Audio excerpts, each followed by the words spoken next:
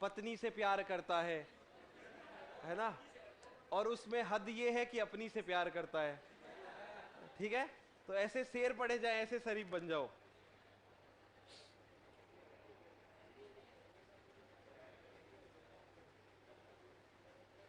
चलिए देखो भाई, सरल घनीय एकक कोष्ठिका की बात करते हैं तो सरल घनीय एकक कोष्ठिका जो है वो कुछ इस प्रकार की होगी अपने पास।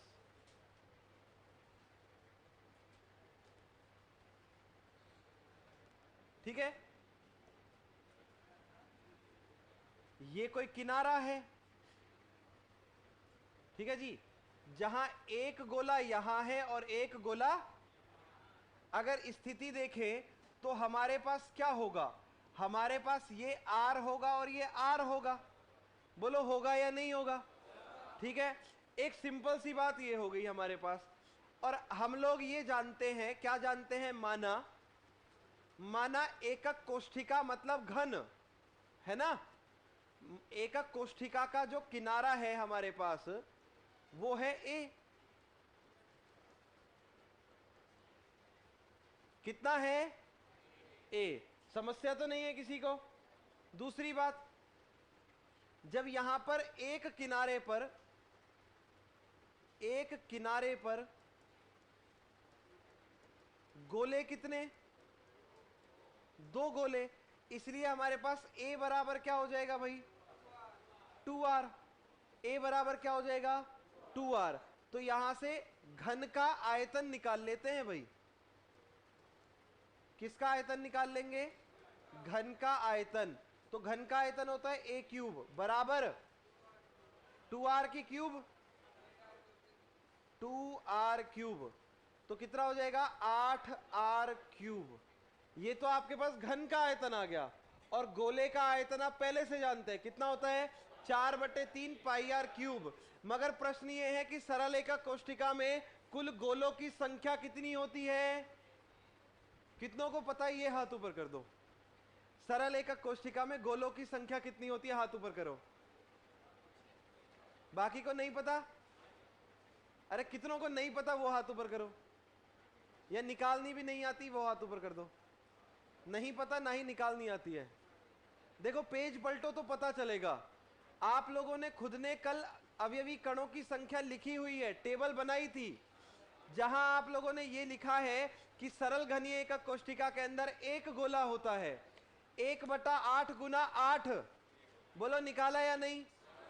फिर मतलब घर जाके नहीं पढ़े, बाकी वाले पढ़ लिया करो, नहीं पाप चढ़ जाएगा। पढ़ लिया करो, कुछ और पढ़ो ना पढ़ो, केमिस्ट्री पढ़ लिया करो, ठीक है? नहीं तो किसी दिन चलते चलते दिमाग गिर जाएगा। देखो अब तो किसी को समस्या नहीं है? अरे अब भी बता दो हो तो इसका मतलब आपके पास जो सरल एकक कोष्ठिका है, सरल एकक कोष्ठिका में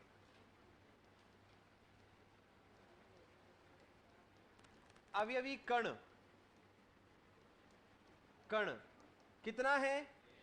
एक। वही निकाला था ना, 1/8 गुना 8। तो उसको अब अच्छे से पढ़ लेना टेबल को एक बार। तो देखो ये एकदम सिंपल सी बात हो गई। 8 नहीं होती है भाई, 1 होता है एकक कोष्ठिका में अवयवी कण, ठीक है ना। हाँ क्या? हाँ परमाणुओं की संख्या, सही है, मतलब गोलों की संख्या।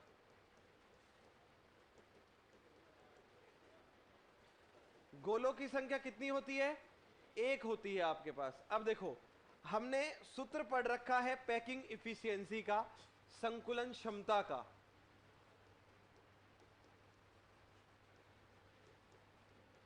और सूत्र क्या है भाई?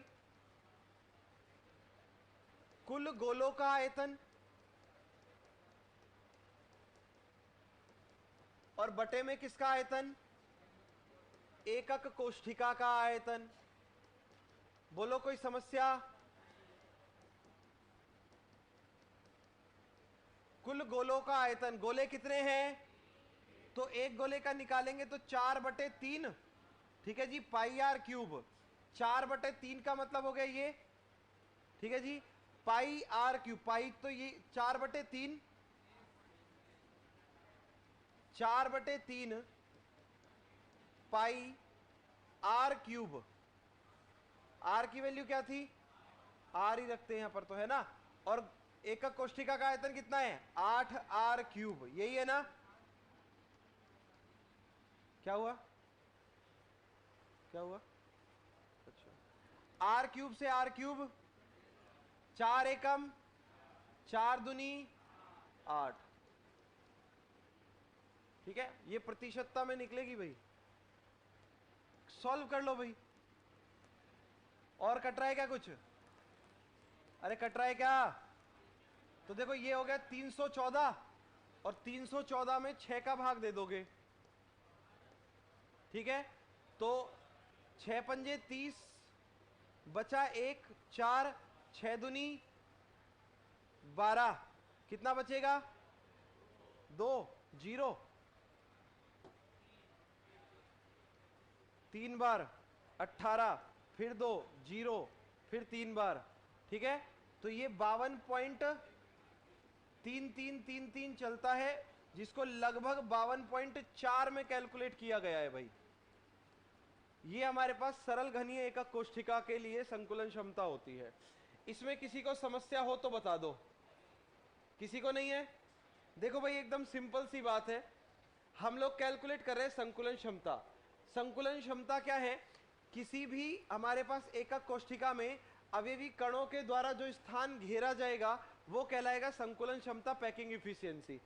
पैकिंग इफिशियंसी ज्ञात करने का सूत्र होता है कुल गोलों का आयतन और बटे में एकक कोष्ठिका का आयतन और गुणा में कितना 100। ये प्रतिशतता के अंदर ज्ञात होती है, ठीक है। गोले का आयतन ये रहा, घन का आयतन ये रहा हमारे पास। एकक कोष्ठिका में संकुलन क्षमता निकालेंगे, किनारा मान लिया A, जो ये टोटल डिस्टेंस है ना यहां से यहां तक, कितनी मानी A, ठीक है। एक किनारे पर गोले कितने 2, इसलिए A बराबर कितना हो जाएगा आपके पास 2r हो जाएगा। घन का आयतन A क्यूब बराबर हो जाएगा 2r की क्यूब, मतलब 8r क्यूब हो जाएगा, ठीक है। इसके बाद आगे बात कर देंगे। यहां पर एकक कोष्ठिका के गोलों की संख्या कितनी होती है, एक हम लोग निकाल चुके हैं, है ना। एकक कोष्ठिका के सरल घनीय एकक कोष्ठिका के लिए जब बात करते हैं तो गोलों की संख्या 1 होती है, ठीक है। जब हम लोग काय केंद्रित एकक कोष्ठिका की बात करते हैं तो गोलों की संख्या 2 होती है। फलक केंद्रित में गोलों की संख्या 4 होती है, और जो अंत्य केंद्रित होता है उसमें गोलों की संख्या 2 होती है, ठीक है। संकुलन क्षमता का सूत्र रखा, सॉल्व किया, आंसर आ गया भाई। टाइटल डाल दो संकुलन क्षमता।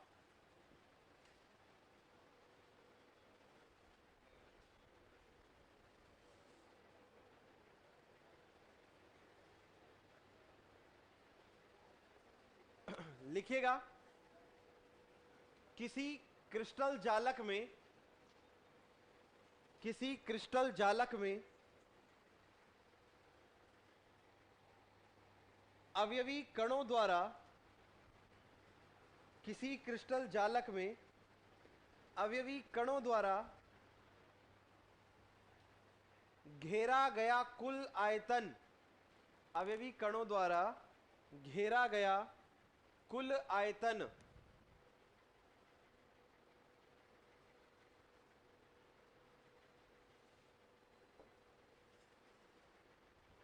घेरा गया कुल आयतन संकुलन क्षमता कहलाता है। बाकी ये नोट कर दो सूत्र और ये साइड में फॉर्मूलाज।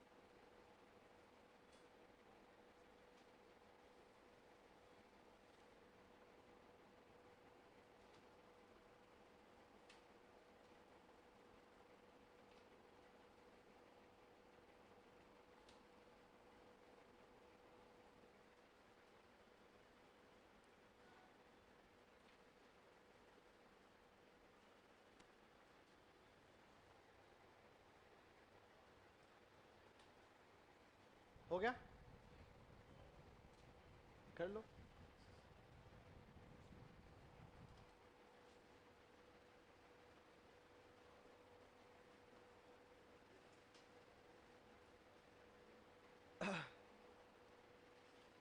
ज्यादा क्वेश्चन फिजिक्स के आते हैं या केमिस्ट्री के? बराबर आते हैं। केमिस्ट्री कैसे बोल रहे हो? फिजिक्स और केमिस्ट्री बराबर ही आते हैं लगभग लगभग, है ना भाई? बायो के ज्यादा आते हैं। हाँ एक ज्यादा, एक तो है ना। 33 33 34।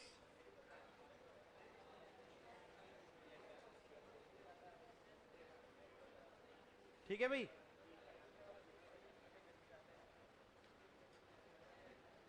300 नंबर का होगा पेपर।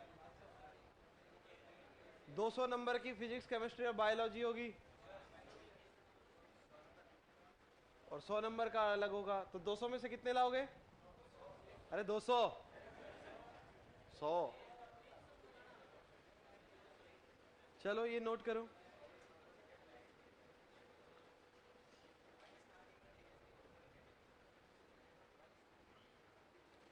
अब थोड़ी थोड़ी बातें मान लोगे ना, आराम से सिलेक्शन हो जाएगा। एक बात बस ये मान लो कि जो यहां पढ़ाया जाए ना, उसको एक बार घर जाके पढ़ लो, ठीक है ना? और जो क्वेश्चंस, जैसे गैसेस स्टेट के अंदर मैंने क्वेश्चंस कराए थे आप लोगों को, ठीक है? तो उन क्वेश्चन को एक पेज पर रख लो, नोटबुक बंद कर दो, एक बार खुद निकालने की कोशिश कर लो, तो प्रैक्टिस अपने आप हो जाती है भाई। ऐसा तो कोई नहीं है जिसको केमिस्ट्री समझ में नहीं आ रही हो। सच सच बताओ किसको नहीं आ रही? क्यों भाई?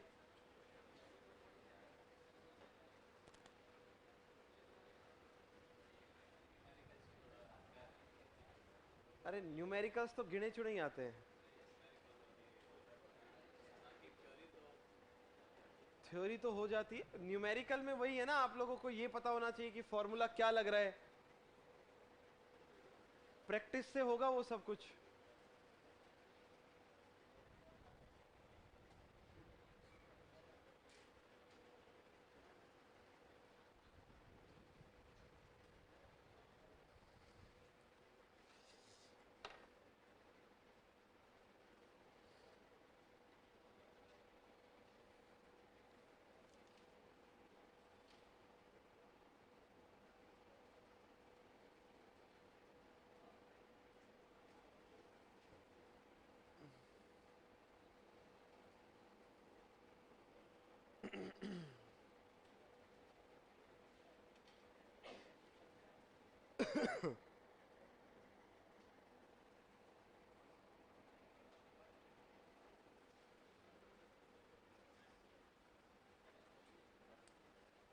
हो गया भाई?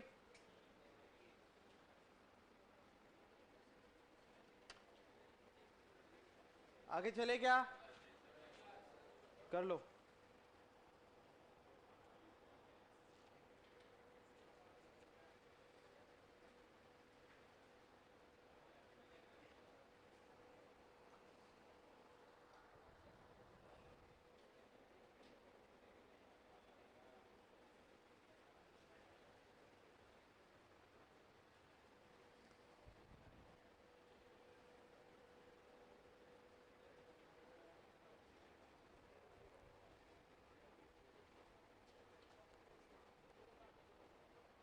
हो गया? शेष तो नहीं किसी का?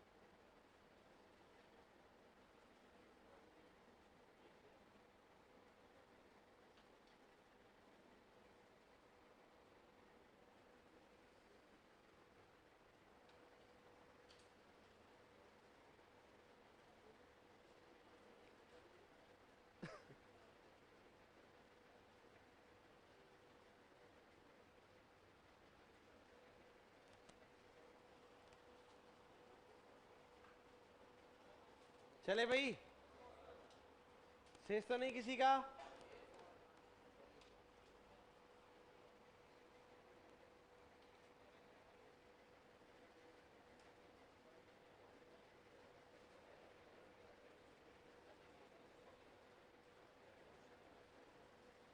हो गया? चलिए भाई, नेक्स्ट टाइटल डालिएगा, फलक केंद्रित एकक कोष्ठिका में, फलक केंद्रित एकक कोष्ठिका में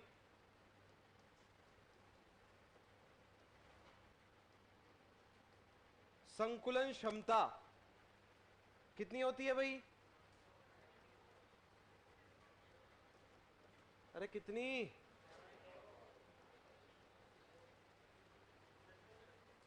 74। ठीक है ना?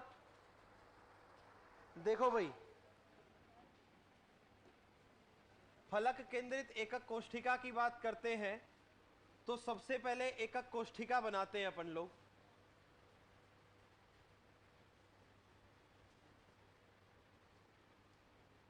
ठीक है, और ये इसका ना इधर वाला पोर्शन कोई फलक मान लिया हमने, है ना, इस पर फलक केंद्रित है, इधर वाले पोर्शन को स्पेशली डिजाइंड मान लिया हमने, इसी पर सारी प्रक्रियाएं जो है वो कर लेंगे अपन। ठीक है, एकदम सिंपल सी बात है इसमें, फलक केंद्रित है तो कहीं यहां पर एकक कोष्ठिका होगी, होगी ना? तो इसको और इसको हमने जोड़ दिया, एक गोला इधर होगा, एक गोला इधर होगा, और एक गोला इधर है अपने पास। सही है? अब देखो एक सिंपल सी बात समझो, इसको केवल ऐसे देखना है अपने को। ठीक है, इसको केवल ऐसे देखना है, और अगर अपन इसको यहां देखते हैं तो हमने तो माना है कि घन का प्रत्येक किनारा कितना है? ए। बोलो है या नहीं? ठीक है ना? तो माना एकक कोष्ठिका का प्रत्येक किनारा, कोष्ठिका का प्रत्येक किनारा कितना है? ए है। ठीक है, अब प्रत्येक किनारा जब ए है हमारे पास, तो इसके लिए ये वाला ए और ये वाला ए, यहां देखो एक त्रिभुज का निर्माण हो गया। बोलो हुआ या नहीं हुआ? यहां एक त्रिभुज का निर्माण हो गया, और इस त्रिभुज में क्या कर देंगे हम लोग? कौन सा नियम लगा देंगे? पाइथागोरस थ्योरम लगा देंगे। यहां देखो ये एक त्रिभुज बन गया ना? अरे हाँ ना?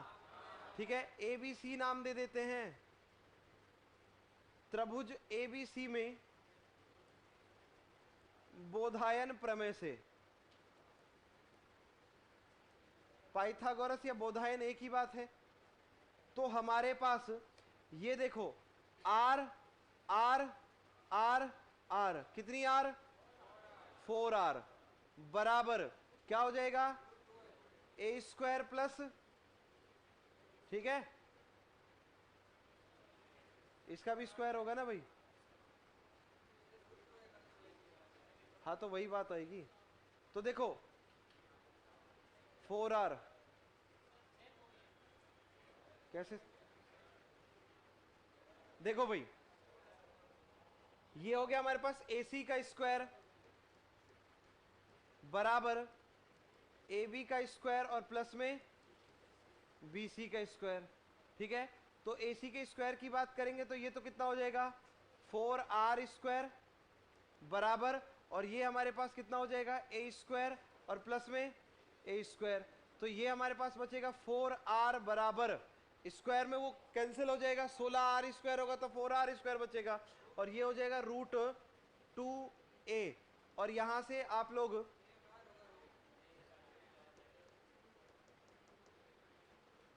√2 और a होगा इसके बाहर, यहां से r की वैल्यू और कैलकुलेट कर लो, सॉरी a की वैल्यू।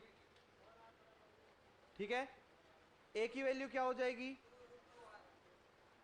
हाँ 4r अपॉन √2 मतलब 2√2r। ठीक है, और अगर यहां से सिर्फ r की वैल्यू कैलकुलेट करवाए तो √2 अपॉन 4a। ठीक है, हमें ये वैल्यू चाहिएगी भाई, इतने में किसी को समस्या है क्या? फटाफट बोलो। आगे देखो, आगे क्या करना है? आगे वही पैकिंग इफिशियंसी निकालेंगे।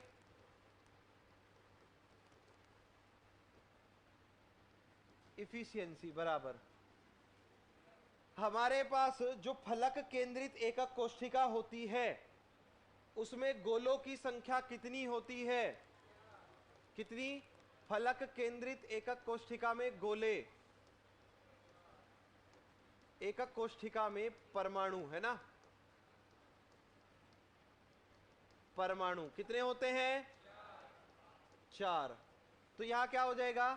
4 गोलों का आयतन और बटे में एकक कोष्ठिका का आयतन।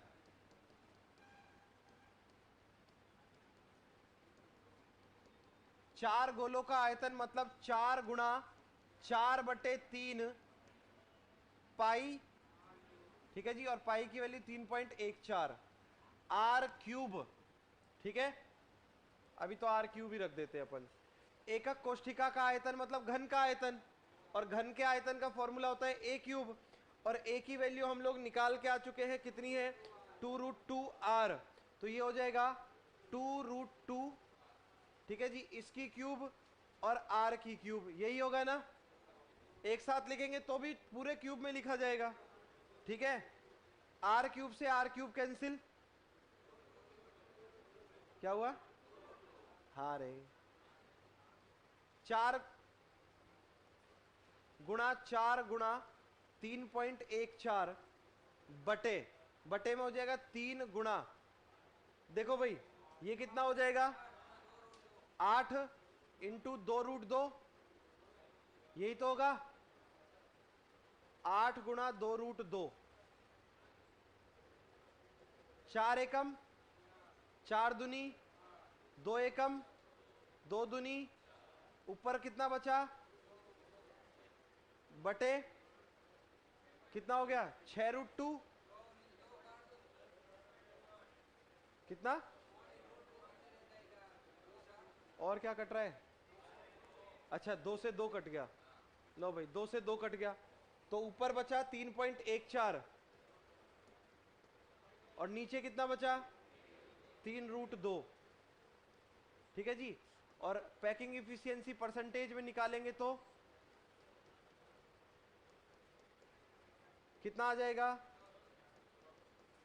74%। छापो फटाफट।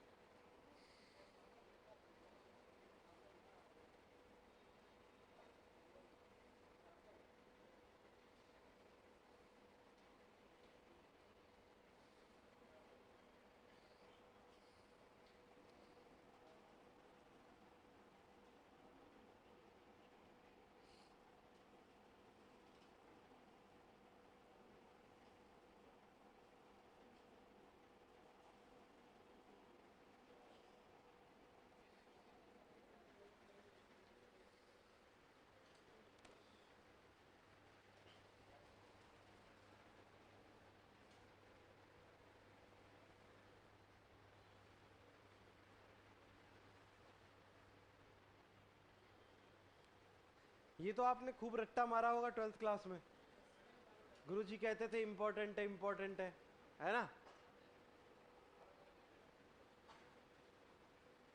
किस किस के एग्जाम में आया था ये? आया था? इस चैप्टर से प्री बोर्ड छोड़ो ना यार, प्री बोर्ड में इस चैप्टर से 2 ही 3 चीजें पूछी जाती है। एक तो वो एफ केंद्र वाला था, वो बोर्ड के अंदर पूछा जाता है, NaCl का रंग पीला हो जाता है, ठीक है। एक वो चालकता सिद्धांत है इसमें, जो अपने सिलेबस में नहीं है, ठीक है। और दोष है फ्रेंकल और शॉर्टकी दोष, जो अपने सिलेबस में है। किसमें?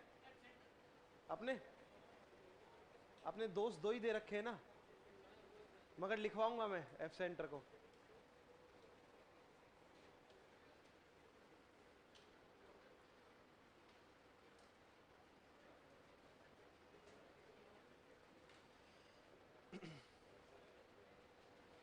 आपकी प्रैक्टिस शीट किस किस की बाकी है अभी? तत्वों के आवर्त वर्गीकरण की बाकी है, ठीक है। अच्छा, एक ही दी है, सभी बाकी है, ठीक है। एक दो दिन में तत्वों के आवर्त वर्गीकरण को एस ब्लॉक और पी ब्लॉक की, और फिर ये जो है आपके पास इसकी अवेलेबल करवाते हैं, ठीक है। इसके बाद कौन सा चैप्टर पढ़ोगे भाई? आयनिक सम में सॉल्यूशन।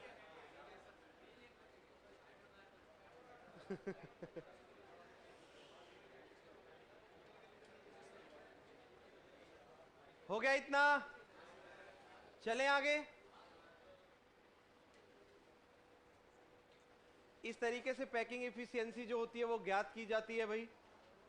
और मैं आप लोगों को एक बहुत प्यारा और अच्छा सजेशन दे रहा हूं, याद रखना पैकिंग एफिशिएंसी तीनों के लिए डायरेक्ट याद होनी चाहिए आप लोगों को, ठीक है ना। एग्जाम के अंदर वो क्या इतना सब कुछ नहीं पूछते, क्योंकि अपने को पता अपना क्वेश्चन जो है, पेपर जो है वो मल्टीपल चॉइस क्वेश्चंस का आने वाला है। तो अगर पूछेगा तो क्या पूछेगा? पैकिंग एफिशिएंसी कितनी होती है, ठीक है ना। तो एक की तो हमने निकाल दी 52.4, दूसरे में हमने निकाल दी कितनी 74, और तीसरे की होती है 68.4 होती है ना।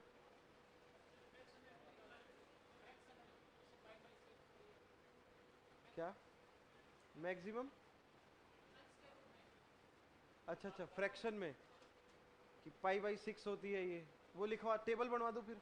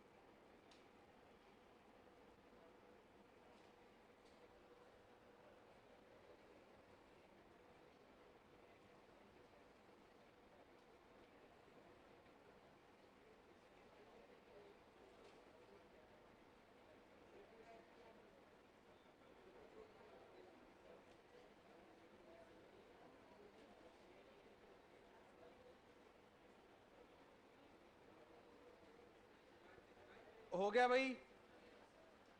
हो गया क्या? लिखे आगे, नोट डाल के लिखिएगा।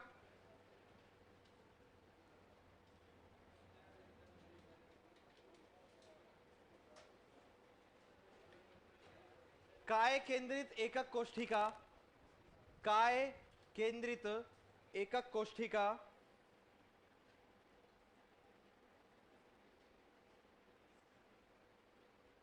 काय केंद्रित एकक कोष्ठिका की संकुलन क्षमता, काय केंद्रित एकक कोष्ठिका की संकुलन क्षमता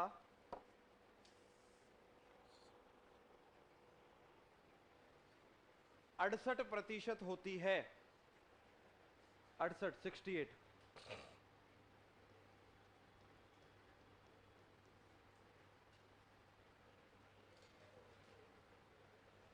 एक टेबल बना दो 4 लाइन के लिए,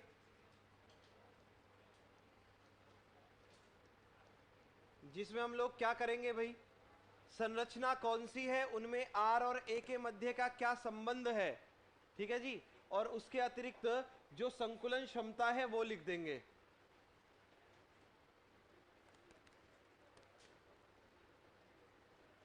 क्षमता। फटाफट से ये टेबल बनाओ। सबसे पहले बात करेंगे सरल एकक कोष्ठिका की। तो देखो सरल एकक कोष्ठिका की जब हम बात करते हैं, इसमें सरल एकक कोष्ठिका में हमारे पास ए और आर के मध्य का क्या संबंध होता है भाई? उसमें हमारे पास होता है ए बराबर 2r। ठीक है जी, तो r बराबर क्या हो जाएगा? ठीक है, r बराबर क्या हो जाएगा? a बाई, तो यहां पर हमारे पास हो जाएगा r बराबर a बाई 2। और संकुलन क्षमता जो होती है ना, इसके अंदर ये होती है पाई बाई 6, मतलब 0.524। ठीक है, या 0.52 लिख दो। इस तरीके से बनाएंगे भाई, ये संक्षिप्त में है ना? एग्जामिनर ऐसे भी दे सकता है, तो इनको बनाएंगे हम लोग।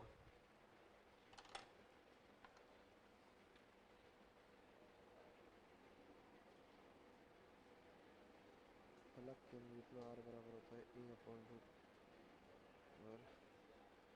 2 पाई अपॉन 6 और रूट 3 पाई अपॉन 8।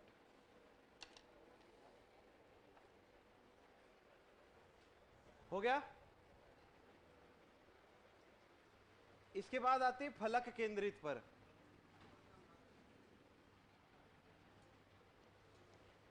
फलक केंद्रित, फलक केंद्रित में r बराबर क्या होता है भाई?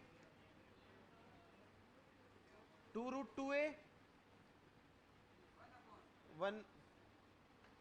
फलक केंद्रित में क्या होता है? 1/2√2। ये होगा, तो a/√2a बोलो ना यार। a/2√2।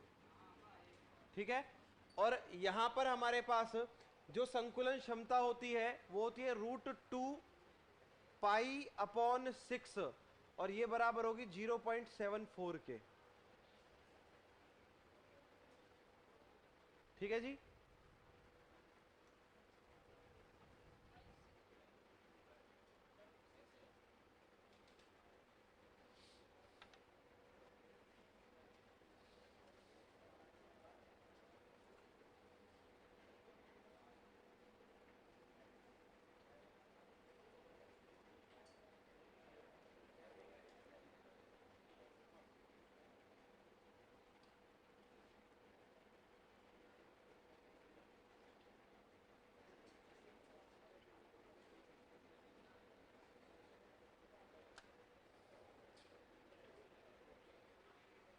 हो गया भाई।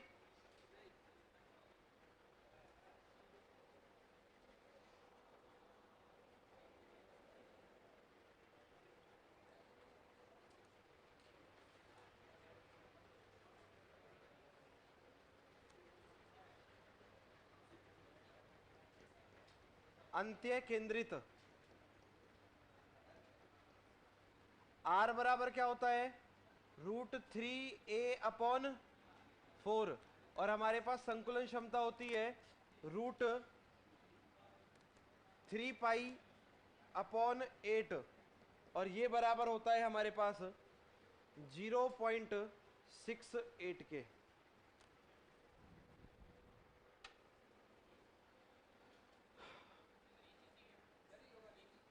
क्या? क्यों?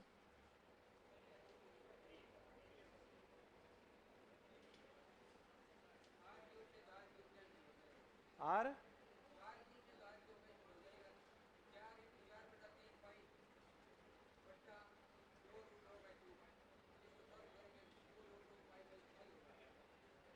नहीं नहीं, सही है, क्यों परेशान हो रहे हो?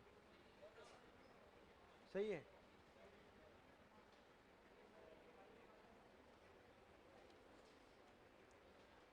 चलिए भाई, देखो अब सबसे बड़ी समस्या क्या है? सबसे बड़ी समस्या ये है कि एग्जाम के अंदर क्वेश्चन कैसे आएगा। ये हो गया ना सभी का? तो देखो एग्जाम के अंदर क्वेश्चन कैसे आएगा, दो तरीके से क्वेश्चन आ सकता है। मान के चलो आपसे पूछ लिया कि आपके पास कोई यूनिट सेल है, कोई सी भी दे दे, मान के चलो FCC, तो FCC की संकुलन क्षमता कितनी है ये पूछेगा। तो उसमें ऑप्शन जो है ना वो आपको इस तरीके से दे देगा, 52.4, ठीक है जी, 68, ठीक है, 74, और मान के चलो लिख दिया 58, ठीक है। एक तो इस तरीके से पूछेगा, और दूसरा जो है ना, दूसरा इनमें से ऑप्शन रख कर देगा। तो हमें इन पर भी ध्यान रखना है और इन पर भी ध्यान रखना है। ज्यादा चांसेस उनके हैं, ठीक है, जो डायरेक्ट वैल्यूज हैं उनके, मगर दोनों तरफ हमें ध्यान रखना है कि कौन सी वैल्यू हमारे वो कौन सा क्वेश्चन में पूछा जाए। जैसे सिंपल क्यूबिक सेल के लिए π/6, फलक केंद्रित के लिए √2π/6 और अंत्य केंद्रित के लिए √3π/8 होता है, ठीक है। तो ये संकुलन क्षमता ज्ञात करनी है। अब कुछ ये सोच रहे होंगे कि सर कहीं आपने कहा 52.4 और एक जगह आपने कहा 0.25, तो इन दोनों के बीच में अंतर क्या है? ये किस में है? प्रतिशतता में है, बस इतना सा अंतर है भाई, ठीक है। और ऐसा वो कभी नहीं करेगा कि ये आधे ऑप्शन में ये दे दे और आधे पाई वाले ऑप्शन में दे दे, है ना, ऐसा बेवकूफ नहीं होगा एग्जामिनर। चलिए इस चैप्टर के अंतिम बिंदु पर बात करते हैं, और अंतिम बिंदु डाल दीजिएगा रिक्तिकाएं। अंतिम नहीं है, सेकंड लास्ट है भाई, वॉइड्स।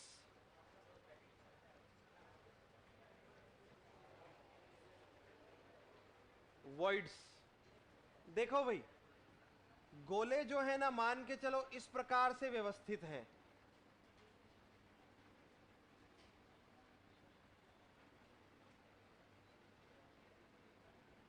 और यहां देखो इन गोलों के बीच में ना ये रिक्त स्थान आ गया है। ये रिक्त स्थान क्या कहलाता है? वॉइड कहलाता है, रिक्तिका कहलाता है, या छिद्र कहलाता है। और रिक्तिका या छिद्र से क्वेश्चन कैसे बनते हैं? दो तीन तरीके के क्वेश्चन बनते हैं। एक तो सिंपल क्यूबिक सेल में रिक्तिकाओं की संख्या, फलक केंद्रित में रिक्तिकाओं की संख्या, ठीक है ना। रिक्तिकाओं के प्रकार होते हैं हमारे पास, त्रिकोणीय रिक्तिका, चतुष्फलकीय रिक्तिका और अष्टफलकीय रिक्तिका।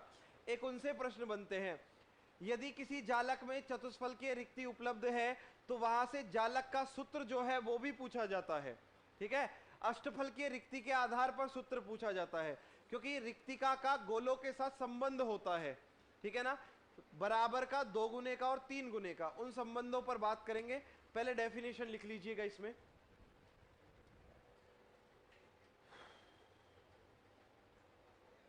लिखेगा जब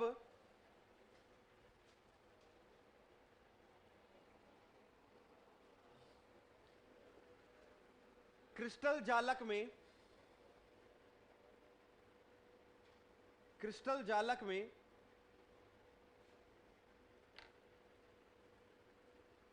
इसमें से जब काट दो, इतना ही लिखो। क्रिस्टल जालक में अवयवी कणों के मध्य बचे रिक्त स्थान को रिक्ति कहते हैं। रिक्त स्थान को रिक्ति कहते हैं। आगे लिखिएगा, रिक्ति तीन प्रकार की होती है। रिक्ति तीन प्रकार की होती है। पहली लिखो त्रिकोणीय रिक्ति, ट्रायंगुलर वॉइड। दूसरी लिखो चतुष्फलकीय रिक्ति, टेट्राहेड्रल।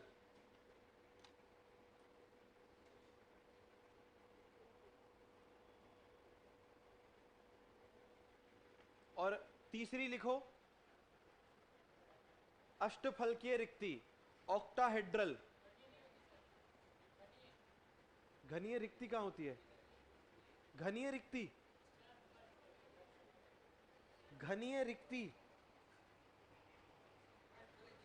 गोले जो हैं अष्टफल की, घनीय कैसे होगी? रिक्ति तो अष्टफल की ही कहलाएगी ना।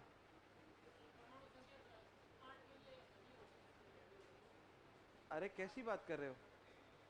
रिक्ति घन कैसे बना सकती है? आप कोई भी संरचना स्थिर करके देखो ना, खाली गोलों के द्वारा घन कैसे बन सकता है?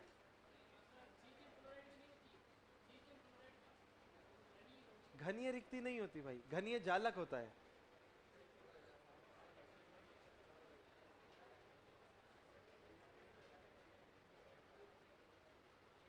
पहली को हेडिंग बना दो, त्रिकोणीय रिक्ति।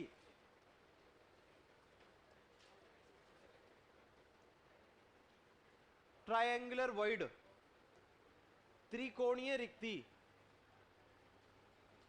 देखो भाई, जब हम त्रिकोणीय रिक्ति की बात करते हैं तो इसका निर्माण होता है 3 गोलों से।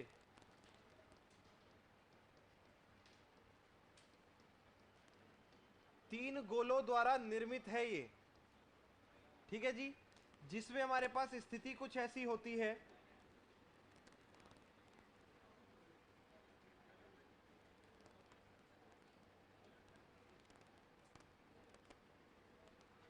ठीक है जी, स्थिति कुछ ऐसी होती है। ये रिक्ति जो है ये हमारे पास कहलाती है त्रिकोणीय रिक्ति।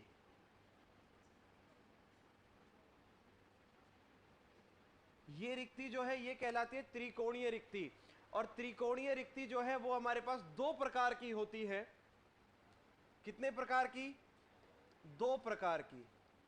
और इसके 2 प्रकार कौन कौन से होते हैं? देखो, एक तो ये रिक्ति बन सकती है कुछ इस प्रकार से, ठीक है, और एक ये रिक्ति जो है वो यही वाला प्रकार बना सकती है। मतलब एक में तो शीर्ष जो होता है वो अपवार्ड होता है, जिसे कहा जाता है ऊर्ध्व शीर्षमुखी, ठीक है। और दूसरे में हमारे पास मतलब अपवार्ड एपेक्स, अपवार्ड एपेक्स। और दूसरे में शीर्ष जो होता है वो निम्न होता है, तो इसे कहा जाता है डाउनवर्ड शीर्षमुखी मतलब एपेक्स। ये 2 प्रकार की रिक्तियां बनती है हमारे पास जब त्रिकोणीय रिक्ति बनाते हैं। लिखिएगा, यह 3 गोलों के द्वारा बनती है। यह 3 गोलों के द्वारा, 3 गोलों के द्वारा बनती है।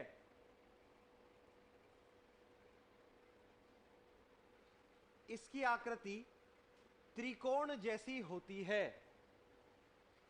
इसकी आकृति त्रिकोण जैसी होती है।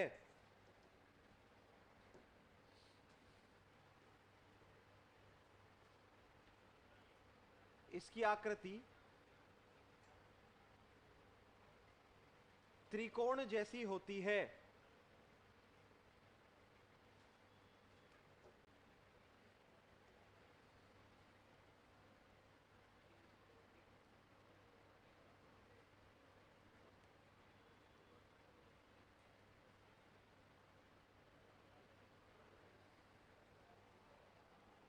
बना दो रिक्ति।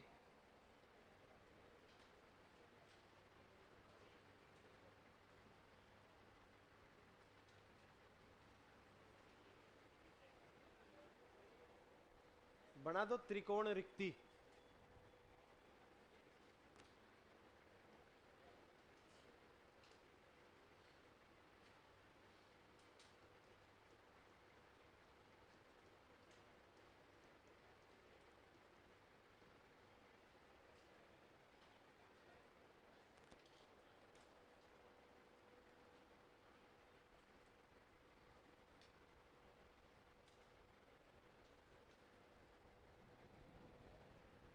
आगे लिखिएगा,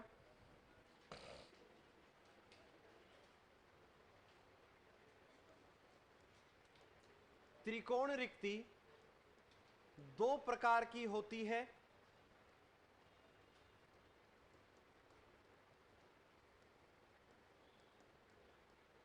त्रिकोण रिक्ति 2 प्रकार की होती है।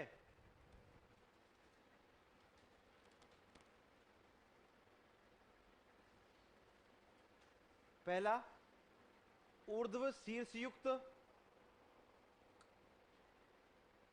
अपवार्ड एपेक्स, और दूसरा निम्न शीर्ष युक्त, निम्न शीर्ष युक्त या अधो शीर्ष युक्त, डाउनवर्ड एपेक्स।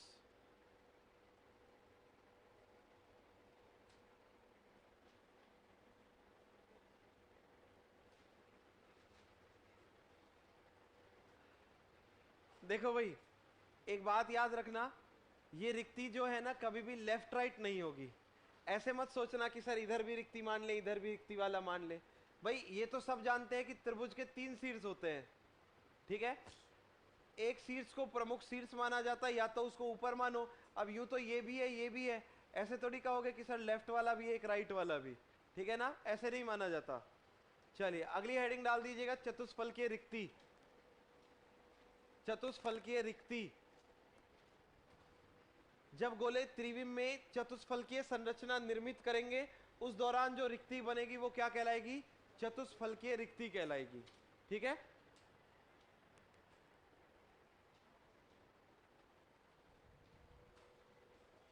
लिखेगा चतुष्फलकीय रिक्ति दो विभिन्न परतों के 4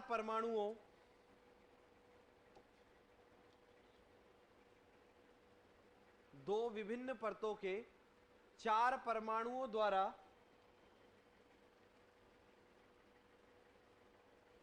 जब चतुष्फलकीय व्यवस्था बनाई जाती है,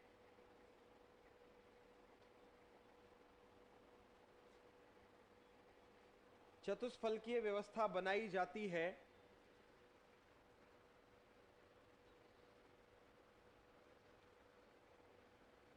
तो इनके मध्य चतुष्फलकीय रिक्ति प्राप्त होती है।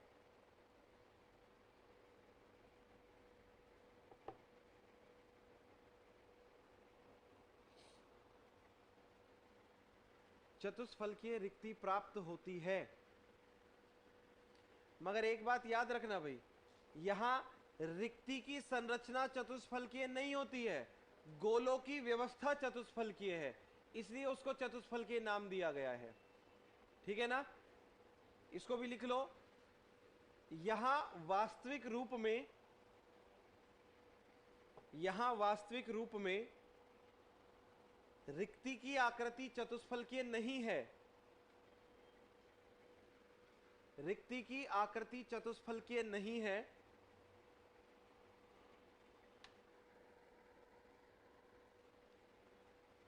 गोलों की व्यवस्था चतुष्फलकीय है।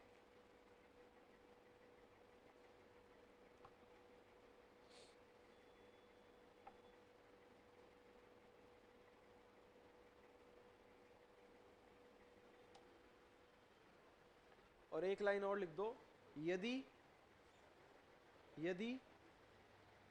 निबिड़ संकुलित क्लोज पैक निबिड़ संकुलित गोलों की संख्या n हो, कैपिटल N, यदि निबिड़ संकुलित गोलों की संख्या n हो, तो चतुष्फलकीय रिक्तियों की संख्या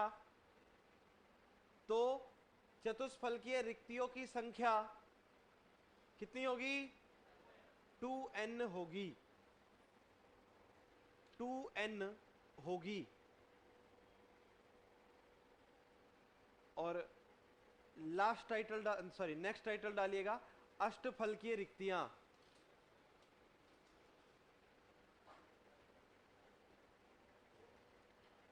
अरे आप में से ऐसे कितने जो ये चाहते हैं कि जो तारीख आई है उसी पर पेपर हो जाए? और ये कितना चाहते हैं कि पेपर सरक जाए?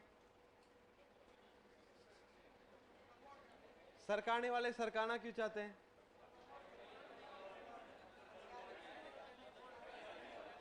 प्रमोट होने के लिए। हाँ, किसके एग्जाम है? एसएससी के एग्जाम है। क्या फर्क पड़ रहा है? अरे अपने को एसएससी से मतलब थोड़ी है।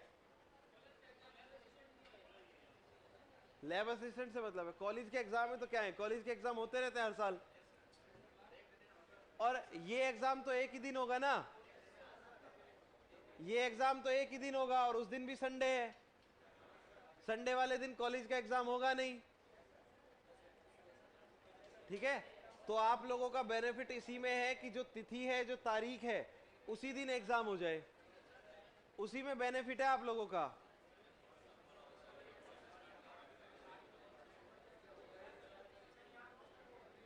है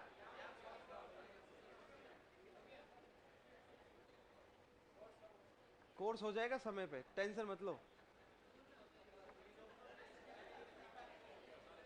हो जाएगा आराम से, कोर्स में क्या है। अरे कोर्स ही तो है। क्या हुआ, फिजिक्स पूरी बाकी है, जीके ही तो बाकी है। देखो मेरी सुनो, आप लोगों ने जीके को बहुत बड़ा हवा बढ़ा दिया है। जीके इतना बड़ा नहीं है जितना सोच रहे हो, यूं निकल जाएगा जीके, आपको पता भी नहीं चलेगा।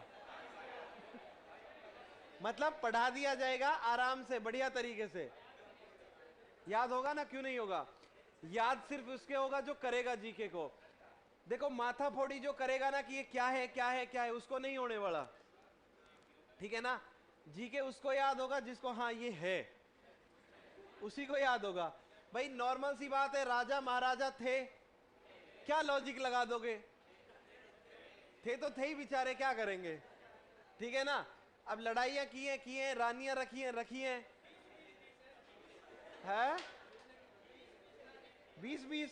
अरे 20 तो 20x20 वाले भी थे भाई, तो 400-400 रानियां वाले भी थे।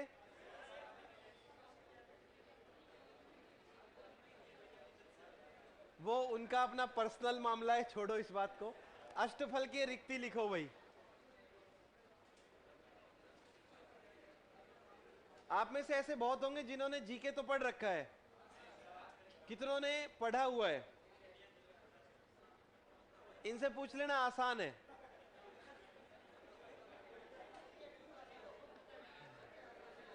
चलो लिखो,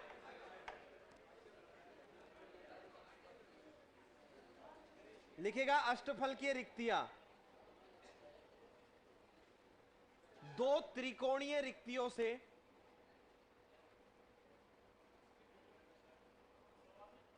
दो त्रिकोणीय रिक्तियों से बनी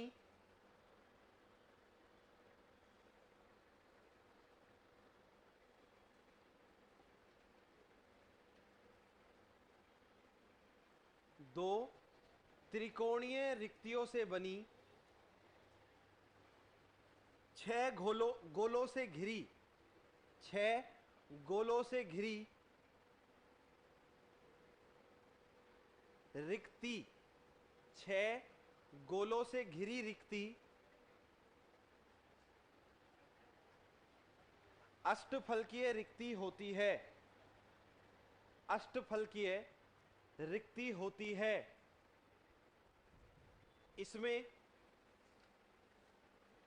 इसमें गोलों की व्यवस्था अष्टफलकीय होती है,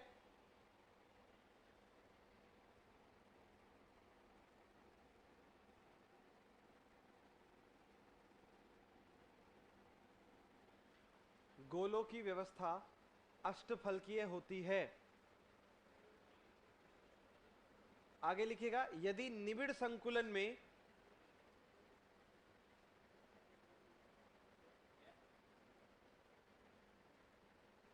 यदि निबिड़ संकुलन में, क्लोज पैकिंग, यदि निबिड़ संकुलन में गोलों की संख्या n है,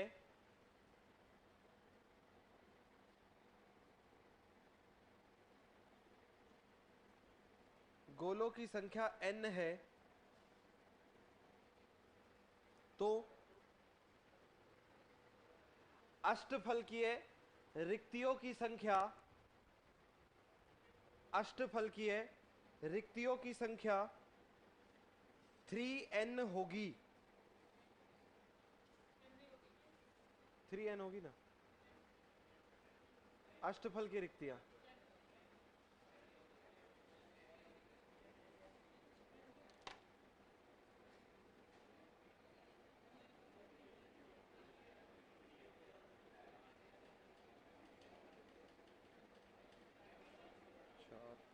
6। हाँ भाई n लिखो, n होगी, n होगी, 3n नहीं होगी, ठीक है।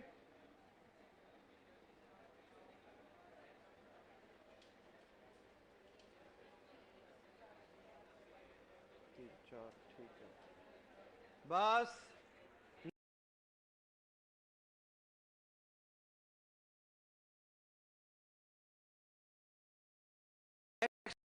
टाइटल डाल दीजिएगा, नोट डालो और एक टेबल बनाओ।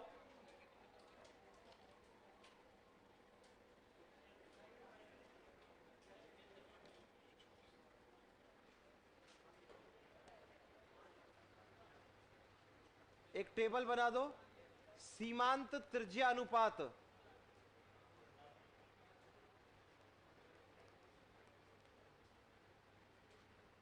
ठीक है जी। दूसरा समन्वय संख्या, और तीसरा हो जाएगा इसमें क्रिस्टल। तीसरा हो जाएगा क्रिस्टल रेडियस रेशो।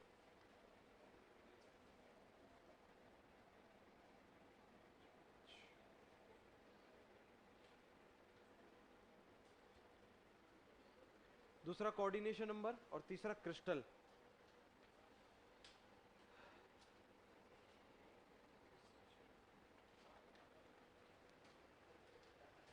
देखो भाई, अगर हमारे पास ये रेशो जो है 0.155 से लेकर 0.215, ठीक है जी। अगर इतना होगा तो समन्वय संख्या होगी हमारे पास कैसी, 3। और हमारे पास क्रिस्टल कैसा होगा, कैसा होगा, त्रिकोणीय। नोट करो।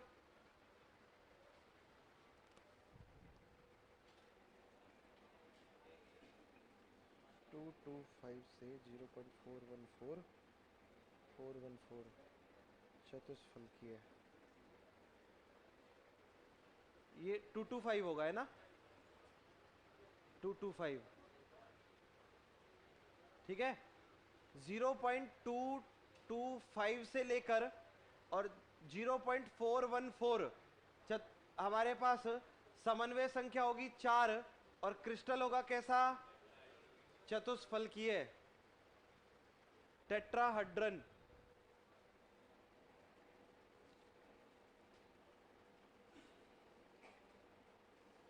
फोर वन फोर से 732। हाँ भाई, अगला लिखिएगा।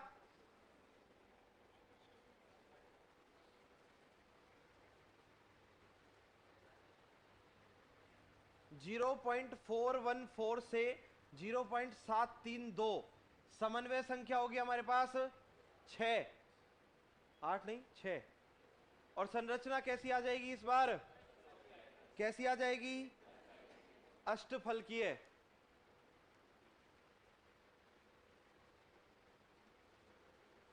ठीक है, ऑक्टाहेड्रल।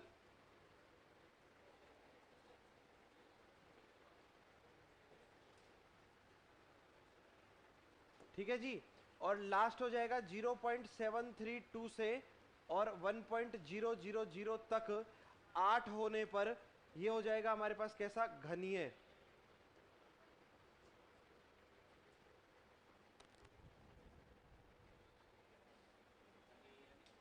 क्यूबिक।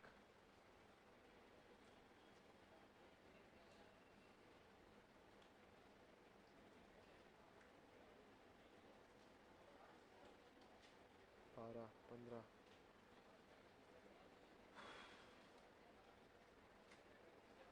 अब ध्यान से सुनो भाई, इस पर क्वेश्चन कैसे बनता है।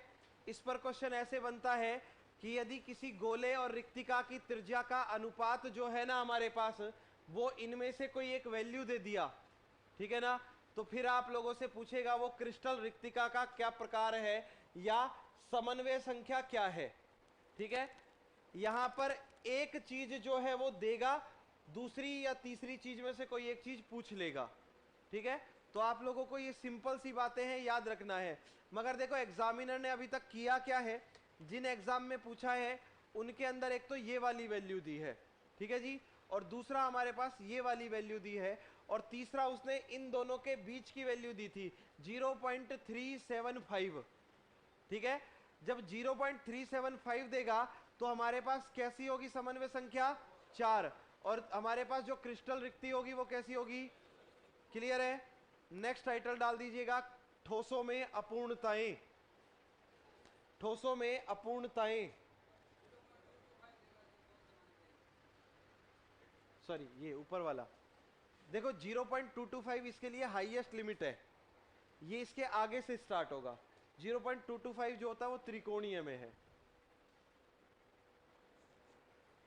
इंप्योरिटीज इन सॉलिड्स, ठोसों में अपूर्णताएं,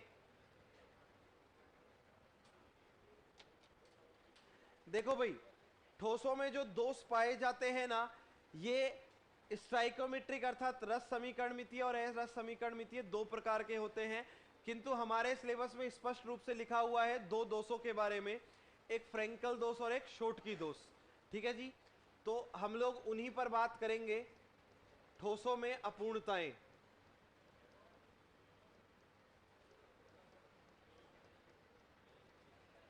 इसको कह सकते हैं डिफेक्ट इन सॉलिड, ठोसों में दोष। तो भाई ठोसों में दो प्रकार के दोष हम पढ़ेंगे, एक हम पढ़ेंगे शॉटकी दोष,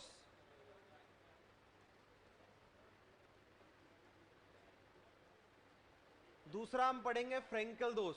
भाई बातें नहीं, ठीक है, समझाना ना पड़े, बातें नहीं। देखो यहां पर सिंपल सी बात सुनो, शॉटकी दोष हो या फ्रेंकल दोष हो, दोनों ही स्ट्राइक्योमेट्रिक डिफेक्ट है, मतलब रस समीकरण मितीय जो हमारे पास दोष हैं वो है। रस समीकरण मितीय दोष के अंदर जो हमारे पास अनुपात होता है ना वो सदैव स्थिर रहता है, ठीक है, या ये कहते हैं कि बदलता है तो भी स्थिर रहता है। जितने धनायन गायब होंगे उसी के अकॉर्डिंग ऋणायन गायब होंगे, या जितने धनायन रहेंगे उसी के अकॉर्डिंग, मतलब आवेश जो है वो संतुलित रहेगा, आवेश जो है उसमें किसी भी प्रकार की बाधा उत्पन्न नहीं होगी। शॉटकी दोष में हमारे पास क्या होता है, ये शॉटकी नामक वैज्ञानिक ने बताया था, इसलिए इसको शॉटकी दोष कहते हैं, ठीक है। और इसमें क्या है, जैसे मान के चलो ये हमारे पास कोई जालक है,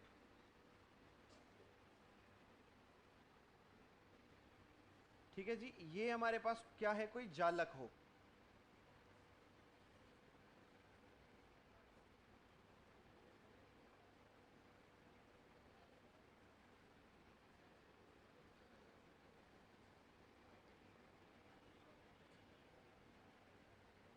ठीक है जी। ये देखो ये a plus B minus, A plus B minus, ये क्या हो जाएगा आपके पास, b minus A plus, B minus A plus, A plus B minus, A plus B minus, ये है हमारे पास। इसमें क्या होता है, शॉटकी दोष में जो हमारे पास ठोस होता है ना भाई, उस ठोस से धनायन और ऋणायन जो होते हैं वो गायब हो जाते हैं, मतलब समान मात्रा में धनायन और ऋणायन जो होते हैं उनका लोप हो जाता है, वो क्रिस्टल से बाहर चले जाते हैं। क्या कहा, शॉटकी दोष में समान मात्रा में धनायन और ऋणायन कहां जाएंगे, क्रिस्टल से बाहर, बाहर चले जाते हैं। जब धनायन और ऋणायन क्रिस्टल से बाहर जा रहे हैं तो रिक्तिका बनने के कारण ये क्या हो जाता है, विद्युत का अति उत्तम चालक हो जाता है या सुचालक हो जाता है। ये है शॉटकी दोष, ठीक है जी, एकदम सिंपल सी बात है। ये कौन सा दोष हो गया, शॉटकी दोष। कुछ ऐसे कंपाउंड हैं जो शॉटकी दोष रिप्रेजेंट करते हैं, मगर एक कंपाउंड ऐसा है सिल्वर ब्रोमाइड AgBr जो शॉटकी दोष भी रिप्रेजेंट कर सकता है, और ठीक है जी शॉटकी दोष रिप्रेजेंट होने का कारण क्या होता है, इस दोष का कारण क्या है, इस दोष का सबसे प्रमुख कारण होता है जो पॉजिटिव आयन है और जो नेगेटिव आयन है इनका आकार जो होगा ना, उस आकार में अंतर, इनके आकार का डिफरेंस जो होता है, उसकी वजह से शोटकी दोष जो है वो उत्पन्न होता है। जबकि हमारे पास फ्रेंकल दोष हो तो उसमें क्या स्थिति होती है भाई?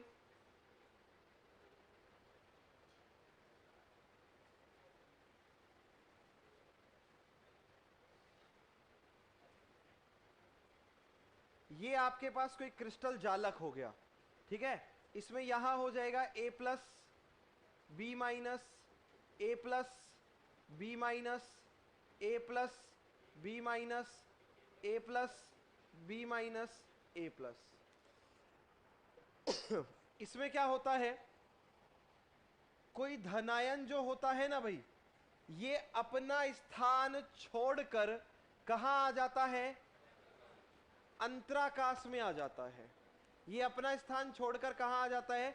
अंतराकाश में आ जाता है। इसीलिए इसे अंतराकाशी दोष भी कहते हैं। और यहां पर धनायन का विस्थापन हुआ, इसीलिए इसे विस्थापन दोष भी कहा जाता है, ठीक है। और इसमें आकार जो है वो प्रीफर नहीं करता। आकार अगर कम ज्यादा है या लगभग बराबर है ना, तो भी ऐसे अपूर्णताएं जो है वो उत्पन्न हो जाती है, ठीक है। तो ये हमारे पास दो दोष हैं जिनके बारे में हम बात करेंगे।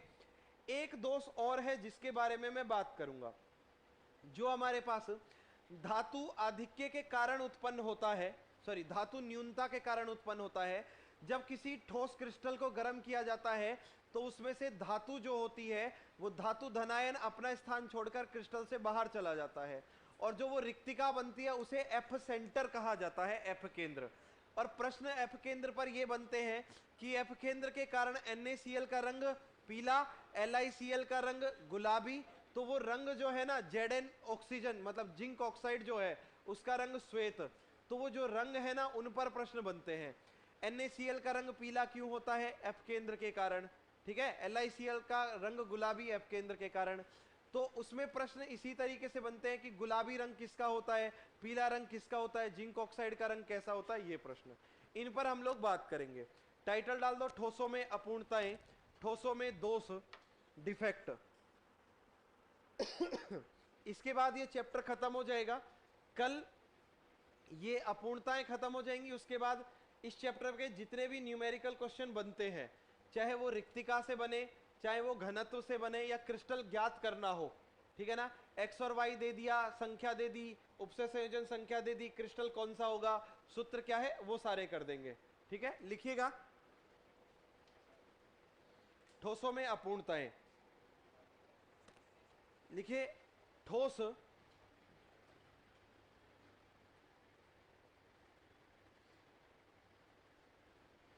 ठोस रस समीकरण मिति तथा अरस समीकरण मितीय दोष, स्ट्राइकोमेट्रिक और नॉन स्ट्राइकोमेट्रिक। ठोस रस समीकरण मितीय तथा अरस समीकरण मितीय, स्ट्राइकोमेट्रिक और नॉन स्ट्राइकोमेट्रिक दोष दर्शाते हैं, दोष दर्शाते हैं।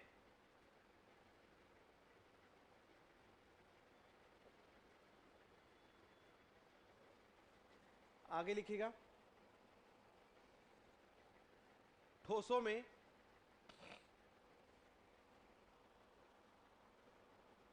फ्रेंकल व शोटकी दोष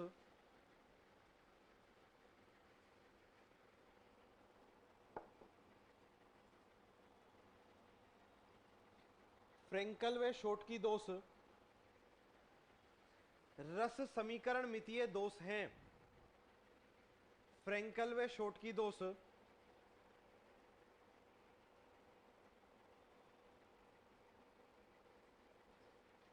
फ्रेंकल व शोटकी दोष हैं,